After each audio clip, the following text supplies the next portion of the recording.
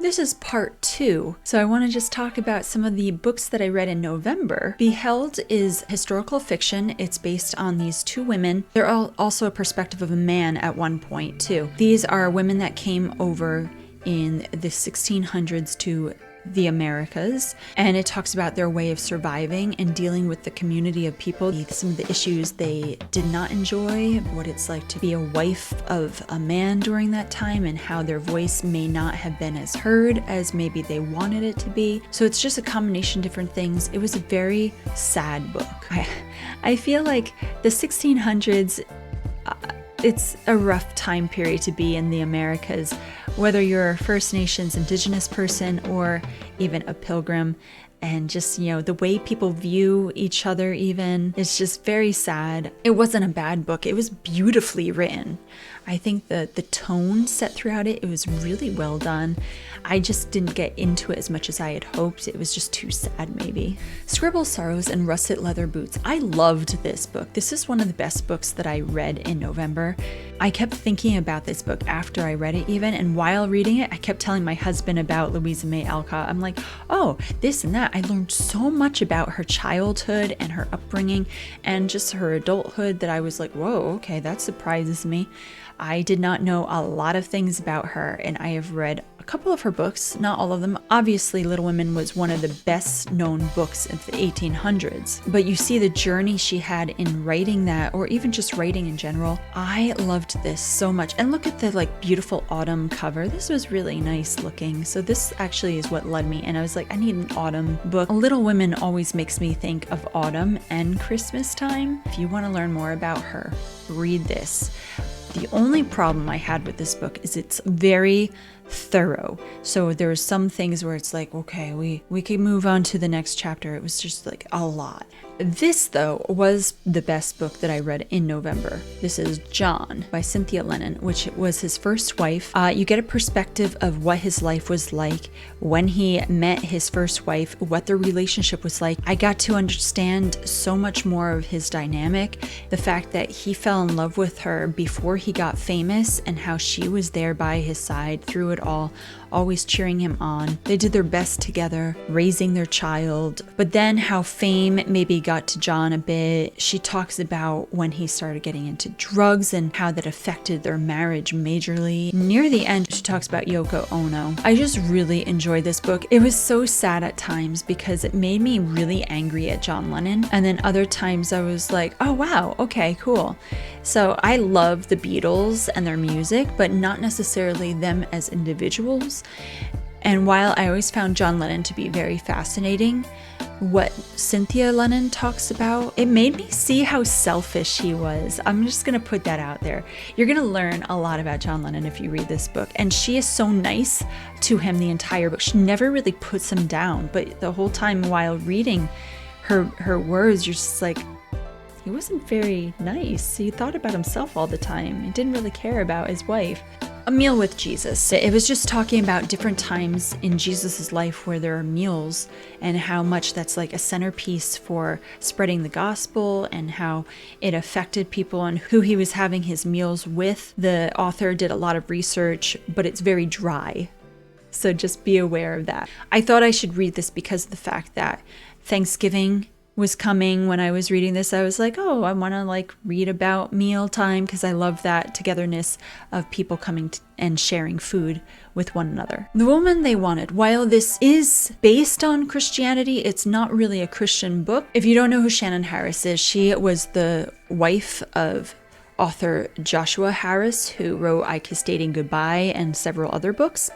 I read all of his books growing up and into my early adulthood. So Shannon wrote about her own life. I did not enjoy learning about how the church handled things with her, or how the church handled things in general that she had attended. I feel like they were not living out what they should have.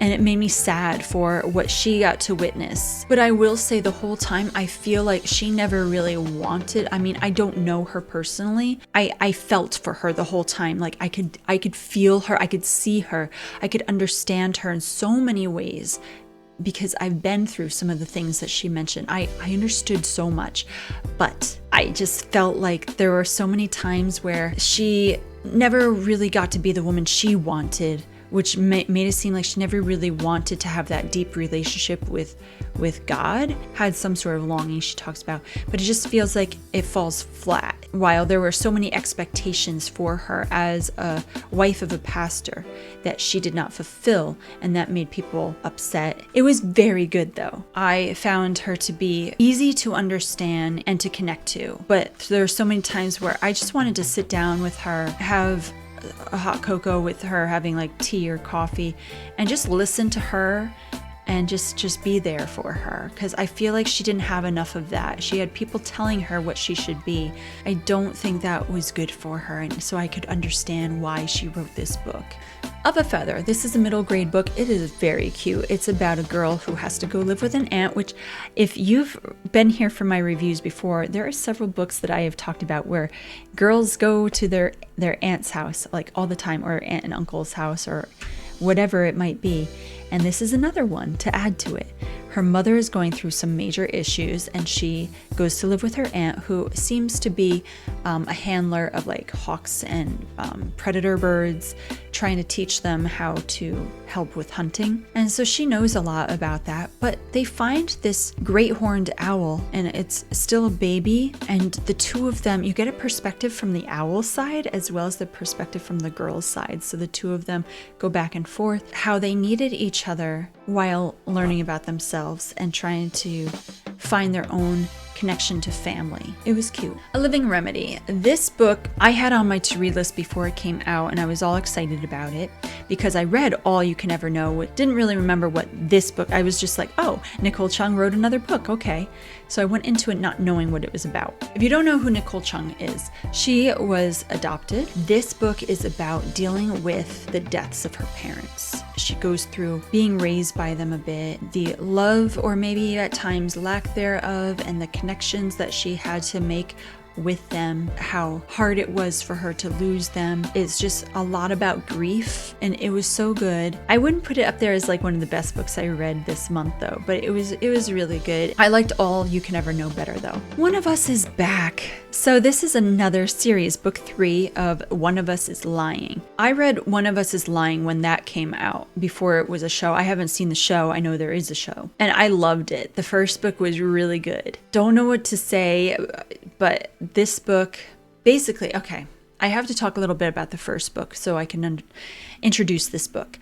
The first book, you have a bunch of kids. They go to school together. There is a death that happens, and there were a group of kids that were maybe suspected to have been involved in the death of that person. And so it's a whodunit, and I love those. One of Us is back. There is a kid that comes back that was in the original books. And yeah, so it's just a story about like, oh, this now the remaining group of kids that survived everything, and they are trying their best to understand this person has returned, and they're like trying to balance how that's going to affect them.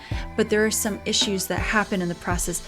I didn't like parts of the ending of this book, I'll just say that. It made me sad how some of it ended, but there are also very sweet things at the end. Also, what I read in November was Shady Hollow. If you saw my vlog in the beginning of November, you saw that I bought this book for my birthday. I read it pretty quickly. It is very cute. It's a murder mystery, but it's set around these forest creatures. The author is actually 2 women. They just put together this name. The book was very witty. Basically, right at the beginning, there is this toad who is found dead with a knife in his back. There is this fox. The fox has to try to figure out, she's a reporter, she wants to figure out who killed him and why. But there's also the investigator, the cop, that she tries to work with here and there, who also needs to figure it out, and he has never really had a murder case, so it's like his first. And so the two of them kind of work separately and together at times, trying to solve this case. And there's some twists, there's some turns, there's some interesting aspects. Not for kids, just so you guys know. But I really love this. I hope to read the next book at some point. Thanks so much. It was good to review.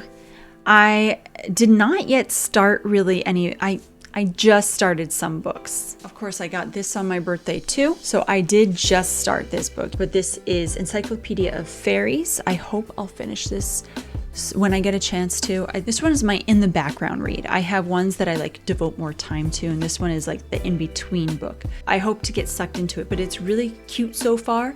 This woman, she goes to explore and learn about different fairies around the world, and she's been researching for years, and she's on her last one that she wants to find.